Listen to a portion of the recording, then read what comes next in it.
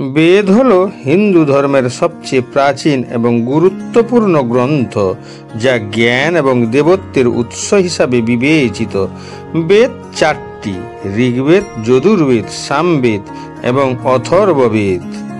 বেদের সারমর্ম জীবনের প্রতিটি দিককে সুরক্ষিত করে এবং এটি শারীরিক, আধ্যাত্মিক, সামাজিক এবং নৈতিক জ্ঞান প্রদান করে।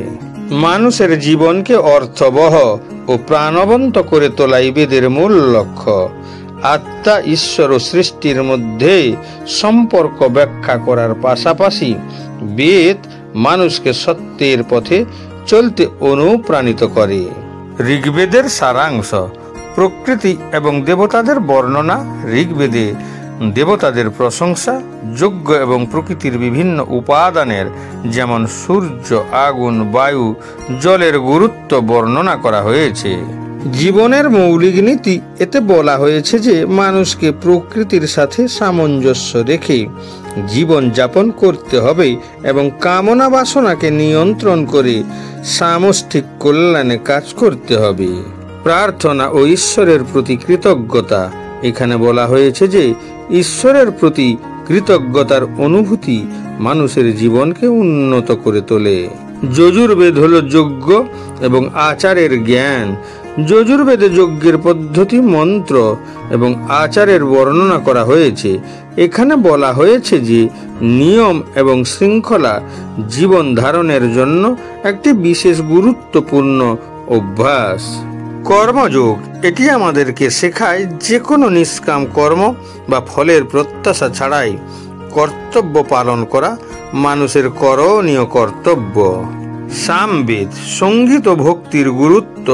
সামবেদে স্তোত্র ও সঙ্গীতের মাধ্যমে ঈশ্বরের উপাসনা করা আত্মার পরিশুদ্ধি এবং আধ্যাত্মিক পথে অগ্রসর হওয়া।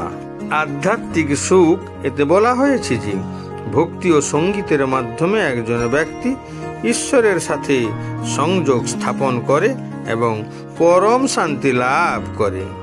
অথর্ববেদ জীবনের ব্যবহারিক দিক। এতে চিকিৎসা, জ্যোতিষশাস্ত্র, কৃষি, স্থাপত্য এবং সামাজিক কাঠামো সম্পর্কে তথ্য রয়েছে। সামাজিক ও পারিবারিক জীবন: এটি পরিবার, সমাজ ও রাষ্ট্রের সংগঠনকে শক্তিশালী করার নির্দেশ দেয়।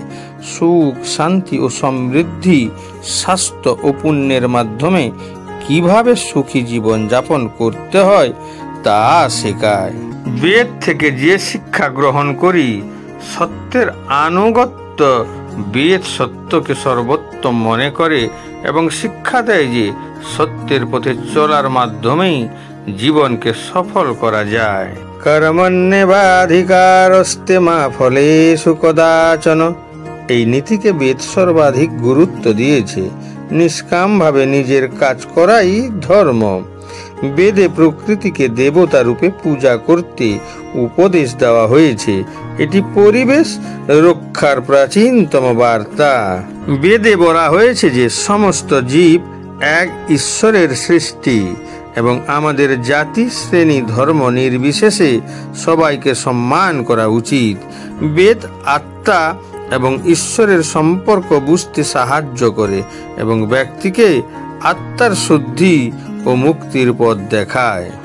বেদ শিক্ষা দেয় যে বস্তুগত জীবন এবং আধ্যাত্মিক অনুশীলনের মধ্যে একটি ভারসাম্য বজায় রাখা উচিত। বেদ আমাদেরকে একটি আদর্শ সমাজ গঠনে অনুপ্রাণিত করে, যেখানে সাম্য, ন্যায় বিচার এবং ধর্ম অনুসরণ করা হয়। বেদ শিক্ষা দেয় যে বস্তুগত জীবন এবং আধ্যাত্মিক অনুশীলনের মধ্যে একটি ভারসাম্য বজায় রাখা উচিত।